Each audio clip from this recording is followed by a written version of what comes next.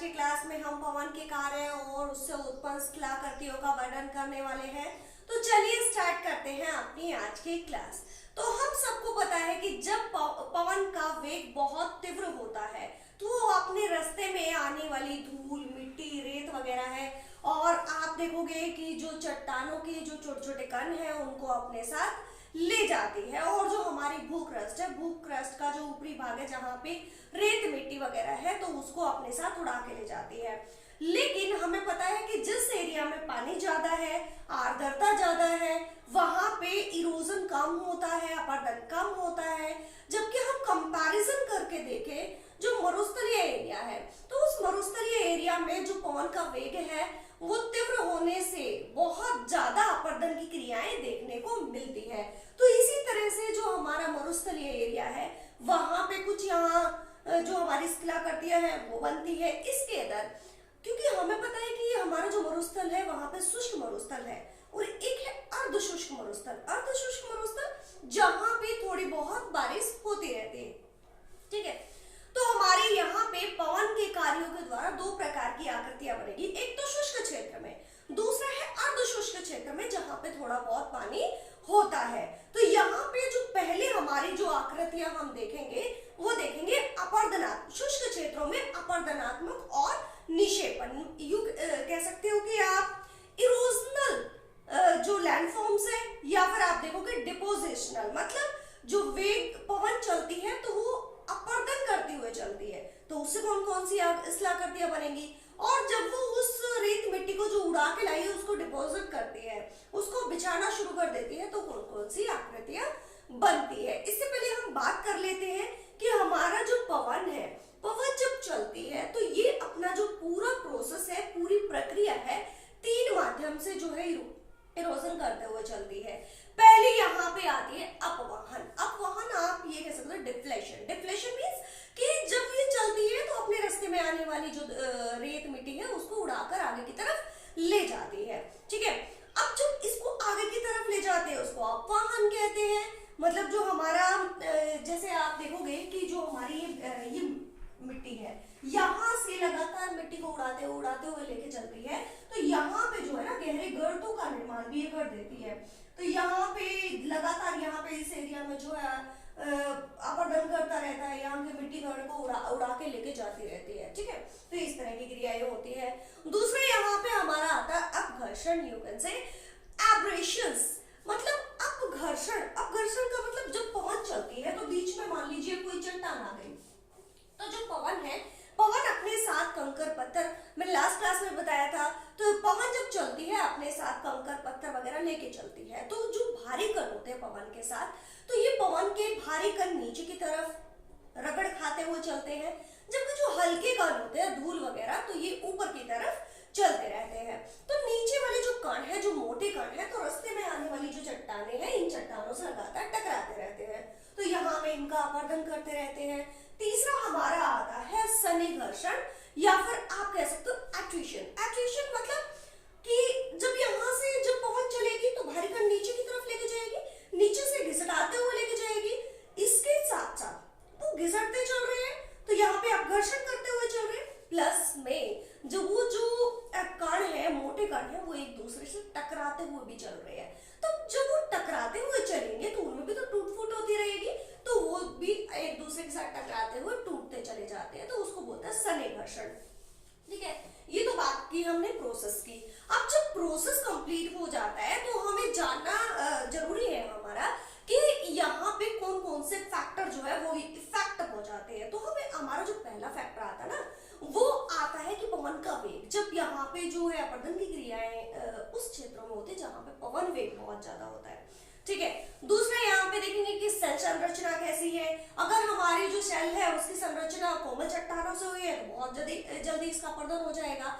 इसके अगर आप देखोगे, अगर कठोर चट्टानों से जो है, कठोर पदार्थों से कोई एक शेल बनी है, तो वहां पे अपरदन बहुत कम होता है। या फिर आप देख सकते हो जलवायु किस तरह की है, कि हमें पता है कि जैसे हमारा मरुस्थलीय क्षेत्र है उसमें रात के समय में टेम्परेचर बहुत ज्यादा लो होता है, जबकि दिन में टेम्परेचर बहुत ज्यादा हाई होता है। तो इन एरिया में जो है संकुचन और फैलने फैलने की जो प्रक्रियाएं है वो लगातार रहती है। तो यहाँ पे जो चट्टान है वो चट्टान क्या होती है, दिन में फैलती है, रात को सिकुड़ती है। इस तरह से वहां पे जो है पक्ष की क्रियाएं भी देखी जाएगी।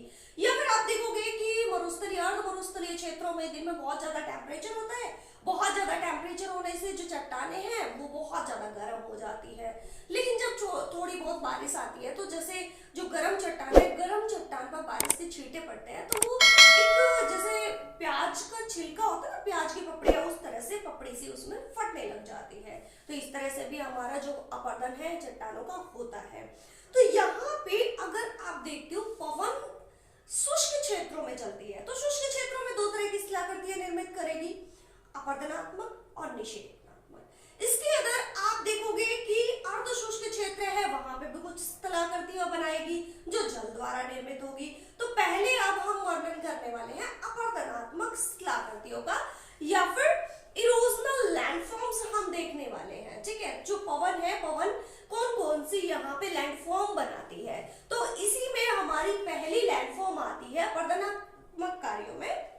पहली हमारी आती है वातग्रत, या ये वातग्रत जो है इसको हम अपवाहन भी कह सकते हैं, या इसको हम अपवाहन बेसिन कहते हैं, ब्लो आउट भी कह सकते हैं, या फिर डिफ्लेशन बेसिन भी इसको कह सकते हैं।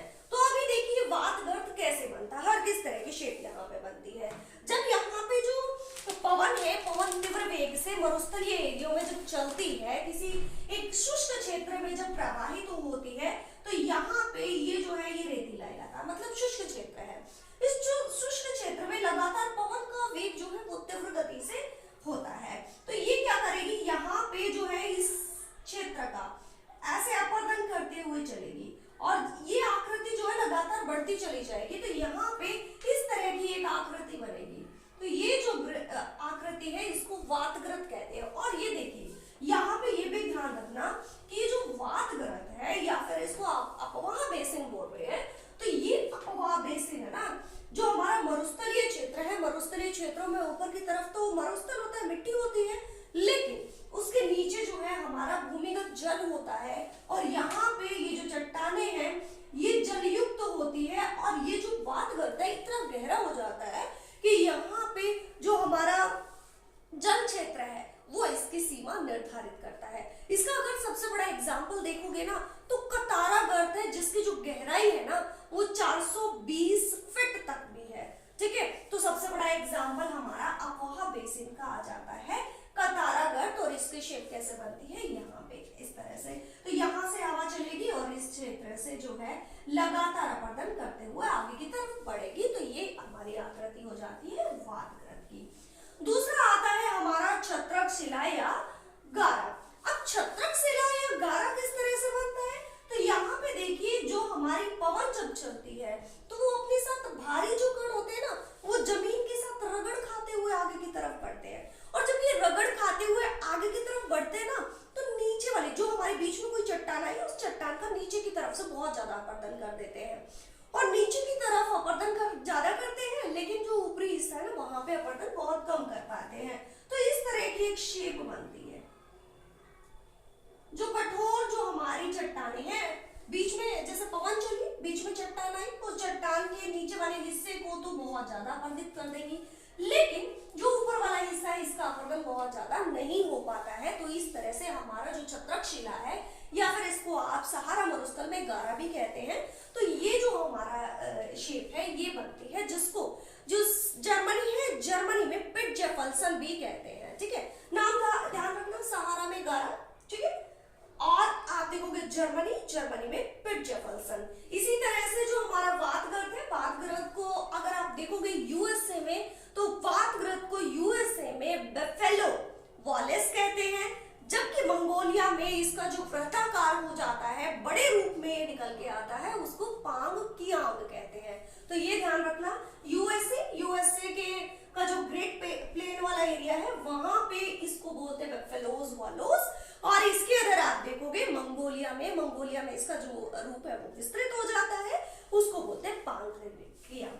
ठीक है, छत्रक शिला सहारा में गारा और जर्मनी में पिटजेफल्सन। ठीक है, तीसरी हमारी जो यहाँ पे लैंडफॉर्म आती है वो आती है बॉर्नहार्ट, या फिर इसको इंसेलबर्ग भी कह सकते हो।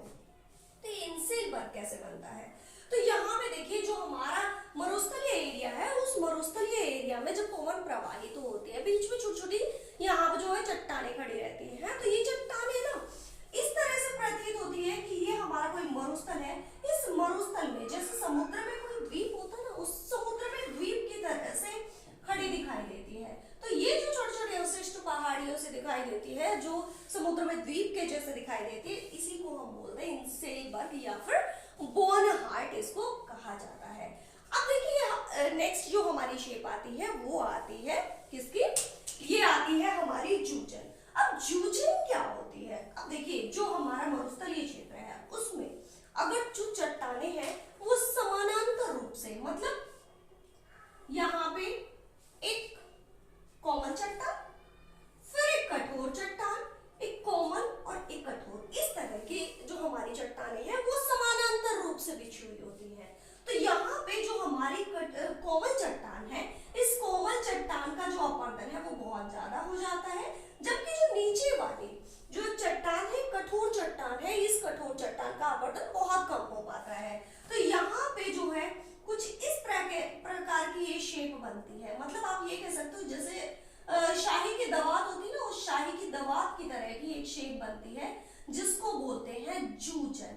तो ये ध्यान रखना, जब मरुस्थलीय क्षेत्रों में जो चट्टानें जो है समांतर रूप से बिछी हुई होती है, और जब ये समानांतर रूप से बिछी हुई होती है तो यहाँ पे कोमल कठोर चट्टानें होती है। तो कोमल चट्टानों का अपवर्तन बहुत तीव्र गति से हो जाता है, जबकि यहाँ पे जो हमारी कठोर चट्टानें हैं उनका अपवर्तन बहुत कम हो पाता है। और यहाँ पे हमें जैसे इंक होती है ना शाही की दवात, उस शाही की दवात जैसी आकृति प्राप्त होती है जिसको बोलते हैं जूजन। ठीक है, ध्यान रखना जूजन। अब दूसरी आती है हमारी यारडांग। अब यारडांग कैसे बनती है? यारडांग एकदम से हमारा जो जूजन है ना, इस जूजन का विपरीत रूप होता है। विपरीत रूप कैसे? यहाँ पे जो हमारी चट्टान है वो समानांतर रूप से भी, ठीक है, लेकिन ये समानांतर रूप से नहीं होती है, ये होती है हमारी कुछ इस प्रकार से। इसमें हमारी होती है एक यहाँ पे हार्ड रो, एक हमारी हो जाएगी सॉफ्ट रो, फिर एक हार्ड रो, फिर एक सॉफ्ट रो। तो हमें पता है कि ये हमारी जो हार्ड रॉक है ना, इस हार्ड रॉक का जो इरोजन होता है वो बहुत कम होता है। कठोर चट्टानें बहुत देर से अपवर्तित होती है, जबकि जो कोमल चट्टानें हैं सॉफ्ट रॉक होती है, उनका अपवर्तन बहुत तीव्र गति से हो जाता है। तो यहाँ पे जो हमारी इस तरह की आकृति बनती है, तो ये जो हमारी आकृति है ना, इसी को हम बोलते हैं क्या? यारडांग। तो कुछ ये शेप जो है ये हमारे सामने निकल के आती है, तो इसी शेप को हम बोलते हैं यारडांग। ठीक है, नेक्स्ट हमारा आता है ड्राई कांटर। अब ये ड्राई कांटर क्या है? अब देखिए जो हमारा ड्राई कांटर है ना, ये ड्राई कांटर को तपन शिला भी बोलते हैं। ठीक है, जो ड्राई कांटर है इसको तपन शिला भी बोलते हैं। और ये तपन शिला क्या होती है? ये तपन शिला होती है, जैसे हमारे शिलाखंड है, उस शिलाखंड पर जैसे पवन चल रही है लगातार, तो अपने साथ जो है कंकर पत्थर वगैरह लेके आती है। तो यहाँ पे एक चट्टान होगी बीच में, उस चट्टान के साथ लगातार टकराती रहेंगी और इस चट्टान के ऊपर खरोचों जैसे खरोच लगती है ना, इस तरह से खरोचे बन जाती है। और ये जो खरोचे बनती है ये कुछ इस प्रकार से दिखती है कि किसी एक चट्टान पर नकाशी की गई है। ठीक है, तो ये जो नकाशी की गई आकृति लगती है इसी को बोलते हैं ड्राई कांटर। और ये जो ड्राई कांटर है इसकी जब यहाँ पे लगातार जो है यहाँ पे पत्थर कंकर वगैरह टकराते रहेंगे, तो यहाँ पे जो हमारी नकाशी होगी और इसके 3 फलक बन जाएंगे, तो 3 फलक वाली आकृति कहलाती है ड्राई कांटर।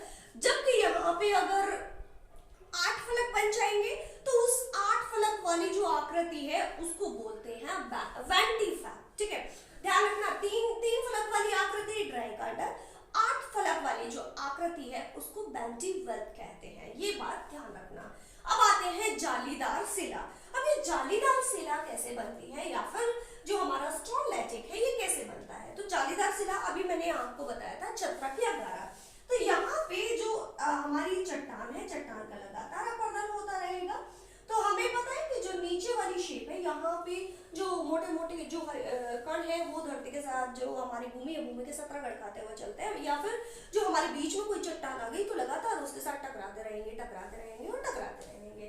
तो इस तरह से जो हमारी चट्टान है, चट्टान में जो है यहाँ पे बहुत सारे इस तरह से जो है छेद हो जाते हैं, छिद्र बन जाते हैं, और इससे देखने पे ऐसे लगता है कि कोई जाली बनी हुई होती है, और इसी जाली को बोलते हैं जालीदार शिला, या फिर यहाँ पे इसी को बोलते हैं हम स्टोन लैटिस। ठीक है, ये ध्यान रखना। मतलब यहाँ पे कैसी आकृति बन रही है, मतलब आप यहाँ से एक दूसरी तरफ से चट्टान के दूसरी तरफ देख सकते हो, तो यहाँ पे कुछ जाली बन जाती है। अब तीसरी यहाँ पे जो हमारी आकृति आती है वो आती है पुल या फिर खिड़की। अब ये जो पुल और खिड़की है इसका निर्माण भी किससे होता है, इसका निर्माण होता है जालीदार शिला से। अब जालीदार शिला बन रही है, अब जालीदार शिला बनने से जो है यहाँ पे अपर्दन की क्रिया बंद नहीं हुई है, अपर्दन की क्रियाएं लगातार काम कर रही है। अपर्दन की क्रियाएं लगातार काम करेंगी तो ये जो छिद्र हैं ये बड़े होते चले जाएंगे, और जब ये छिद्र बड़े होते चले जाएंगे तो ये एक दूसरे के साथ मर्ज होते चले जाएंगे, और जब ये एक दूसरे के साथ मर्ज होंगे तो यहाँ पे जो है इनका जो आकार है वो बड़ा हो जाएगा, और देखने पे जिस तरह से एक विंडो होती है ना, एक खिड़की होती है, तो उस तरह की शेप यहाँ पे नजर आएगी, और इसके दूसरी तरफ से आप आराम से आर पार इसके देख सकते हो। तो यहाँ पे जो बनेगा हमारा वो बनेगा हमारा पुल या फिर खिड़की, या फिर इसको आप बोल सकते हैं ब्रिज या फिर विंडो। ठीक है, अब विंडो के बाद हमारी आती है लास्ट जो है अपर्दनात्मक आकृतियों में भूस्तंभ। अब ये भूस्तंभ कैसे बनते हैं, अब भूस्तंभ में देखिए जो हमारी चट्टाने हैं वो चट्टाने जो है कुछ इस प्रकार से हैं। ठीक है, जैसे यहाँ पे चट्टाने बिछी हुई है, और उन चट्टानों का जो ऊपरी भाग है ये कठोर शेल से बना है, और यहाँ पे देखोगे कि इस एरिया में भी यहाँ पे जो है ऊपरी भाग कठोर चट्टानों से बना है, और नीचे वाला हिस्सा जो है यहाँ पे कोमल चट्टानों से बना है। तो कोमल चट्टानों का अपर्दन जल्दी हो जाएगा, जबकि जो हमारी कठोर चट्टानें हैं इनका अपर्दन बहुत कम होता है। तो यहाँ पे जो ऊपरी जो हिस्सा है यहाँ पे कठोर चट्टानों का है, और अपर्दन यहाँ पे लगातार होता रहता है कोमल चट्टानों का। तो देखने में हमारी एक स्तंभ जैसी, डायनासोरस जैसी एक आकृति प्राप्त होती है, उसी को बोलते हैं भूस्तंभ। अब भूस्तंभ के बाद यहाँ पे हमारी जो इरोजनल लैंडफॉर्म्स है ये कंप्लीट होती है, और इसके बाद हम आते हैं निक्षेपणात्मक या फिर डिपोजिशनल लैंडफॉर्म। तो डिपोजिशनल लैंडफॉर्म में हमारी किस किस तरह की जो आकृतियां हैं वो बनती है। तो यहाँ पे देखिए सबसे पहले जो यहाँ पे शेप बनती है ये बनती है बालू का स्तूप की।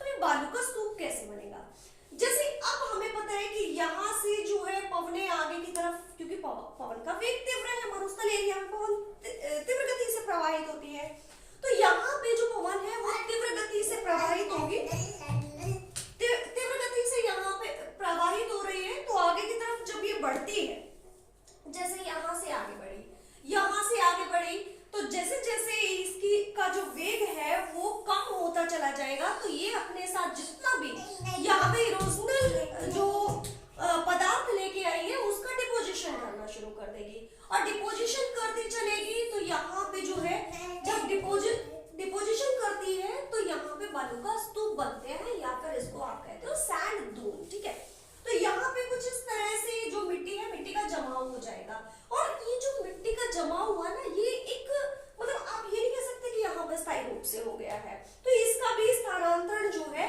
वो होता रहता है। जो हमारे बालू का स्तूप है ये भी स्थानांतरित होते रहते हैं, मतलब यहाँ से जैसे पवन आएगी तो यहाँ से ये मिट्टी उठ के दूसरी तरफ मूव कर जाएगी। तो इस तरह से जो हमारे बालू का स्तूप बनते हैं इनका भी मूवमेंट इनके अंदर जो है वो होता रहता है। ठीक है, तो ये जो बालू का स्तूप है ये भी दो प्रकार से बनते हैं। तो दो प्रकार कौन कौन से, तो देखिए पहला आता है अनुदैर्घ्य बालू का स्तूप, दूसरा आता है अनुप्रस्थ बालू का स्तूप। जो अनुदैर्घ्य बालू का स्तूप है ये पवन की प्रवाह की दिशा में बनता है, मतलब आप देखोगे कि ये हमारे जो पवन है पवन का प्रवाह हो रहा है, और इस पवन प्रवाह की दिशा में इस तरह से जो हमारे बालू का स्तूप बनते हैं उन्हीं को बोलते हैं अनुदैर्घ्य बालू का स्तूप। ठीक है, तो ये कैसे बनेगा, ये पवन की दिशा में लगातार यहाँ पे ऐसे पवन प्रवाहित हो रही है, तो इसी पवन की दिशा के बीच में ये जो हमारे बालू का स्तूप बनेंगे उसको बोलते हैं अनुदैर्घ्य बालुका स्तूप। नेक्स्ट हमारा आता है अनुप्रस्थ बालुका स्तूप। तो अनुप्रस्थ बालुका स्तूप कैसे बनेगा कि जैसे जो हमारी पवन प्रवाहित हो रही है तो उस पवन प्रवाह की दिशा के एकदम से खड़े, या फिर आप कह सकते हो कि समकोण पर कैसे, तो ये हम जो है बोल के समझ नहीं आएगा, तो मैं यहाँ पे आपको बना के बता रही हूँ। ये हमारा जो पवन है, पवन का प्रवाह है, तो इस पवन प्रवाह के एकदम से समकोण पर इस तरह से हमारे जो बालुका स्तूप है ये बनते हैं, और ये जो बालुका स्तूप है इन्हीं बालुका स्तूपों को बोलते हैं अनुप्रस्थ बालुका स्तूप। अब यहाँ पे आपके लिए ध्यान रखने वाली बात ये है कि जो हमारे बालुका स्तूप है, इन बालुका स्तूपों के बीच में एक ऐसा क्षेत्र होता है जहां पे बालू नहीं होती है, या फिर आप ये कह सकते हो कि बालू रहित क्षेत्र होता है। तो ये बालू रहित क्षेत्र जिसको कॉरिडोर कहते हैं या फिर इसको गासी भी कहते हैं, तो ये जो है हमारा बालुका स्तूपों के बीच में रेत मुक्त जो क्षेत्र होता है या बालुका रहित गलियारा या कॉरिडोर को हम क्या कहते हैं, इसको हम बोलते हैं गासी। तो ये आपको ध्यान रखना है कि दो बालुका स्तूपों के बीच का बालू रहित क्षेत्र गासी कहलाता है, ठीक है। तो ये बात आपको ध्यान रखनी है। अब नेक्स्ट जो हमारी लैंडफॉर्म आती है वो आती है बरखान। अब ये बरखान किस तरह से बनते हैं, तो देखिए जो हमारा बालुका स्तूप है जब हमारे जो बालुका का जमाव जो है वो अर्धचंद्राकार शेप में हो जाए, मतलब ये जो है इस तरह की शेप यहाँ पे बन जाए, और जैसे पीछे वाला हिस्सा है ये एक हॉर्न के रूप में हो जाता है, और आगे वाला जो हिस्सा है वो चंद्रमा की, जैसे हमारा जो आधा चंद्रमा है उसकी आकृति ले लेता है, और यहाँ पे जो है अवतल ढाल बन जाए। कैसा ढाल? अवतल ढाल बन जाएगा, और यहाँ पे जो हमारा ढाल होता है ये उत्तल ढाल होता है। ये वाला हिस्सा जो है ये हॉर्न टाइप होता है, तो यहाँ पे देखोगे ये नुकीला होता है एकदम से। तो ये जो शेप है इसको बोलते हैं बरखान। अब बरखान के बाद जो हमारी लास्ट जो शेप आती है या आकृति आती है उसको बोलते हैं लोयस। अब ये जो लोयस है, ये लोयस बालू का निक्षेपण होता है, तो इस निक्षेपण में चाइना के अंदर जो है इसको लोयस कहते हैं, और चाइना की एक रिवर है हांगो रिवर, ये इस लोयस के मैदान से जब आगे की तरफ मूव करती है तो यहाँ से ये मिट्टी ले आती है, और इस तरह से जब ये मिट्टी को लेके जाती है तो यहाँ पे नदी जो है वो पीले रंग की हो जाती है या पीले रंग के समान प्रतीत होती है। इसीलिए जो हमारी हांगो रिवर है इसको येलो रिवर भी कहते हैं। और ये जो येलो रिवर है ये जिस सागर में बनती है ना उसको बोलते हैं हम येलो सी, ठीक है। तो ये हमारी हो गई है लोयस। तो इसको ये जो हमारी स्थलाकृतियां होती है ये निक्षेपणात्मक स्थलाकृतियां होती है। इसके बाद देखिए जो इसके बाद हमारी शेप आती है वो आती है अर्धशुष्क एरिया में। अर्धशुष्क एरिया में या फिर आप कह सकते हो कि यहाँ पे जल के द्वारा निर्मित जो स्थलाकृतियां है, क्योंकि पवन वेग जब हम पढ़ते हैं तो ये पवन वेग जब पढ़ते हैं तो यहाँ पे जल युक्त स्थलाकृतियों का भी वर्णन करते हैं। जल द्वारा निर्मित इन स्थलाकृतियों में पहले जो स्थलाकृति आती है ये आती है हमारी उत्खात भूमि।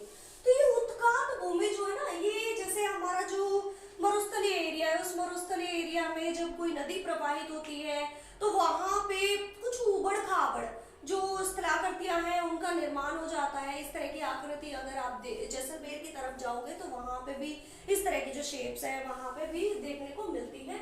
और ये जो उत्खात भूमि है इसमें भूमि जो है उबड़ खाबड़ हो जाती है जिसको बैडलैंड कहा जाता है।